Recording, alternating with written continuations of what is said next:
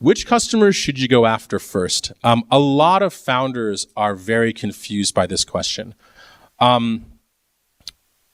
What I find interesting is just like the instinct is to go after customers by making the product free, for some reason I find a lot of people think that their instinct should be to go after the hardest customers first.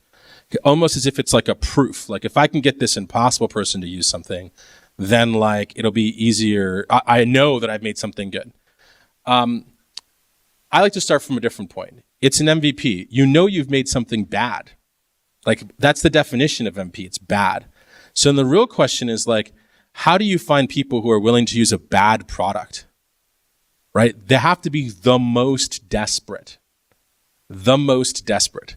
And so a lot of times when I talk to founders, I really push them towards who are the most desperate customers and how do you talk to them first? That's what I define as easy, desperate. If you're having like if you're trying to sell a simple piece of software to someone, $1,000 a month, and you're engaged in a 6-month conversation with a company, that's not a desperate company. Move on. In fact, when you're doing enterprise sales early as a startup, like you're looking for even more desperate customers just because literally it takes so long to sell them.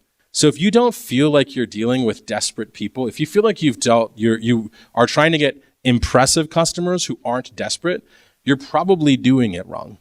Literally the number one thing I often tell founders is just like, whose business is going to go out of business without using you?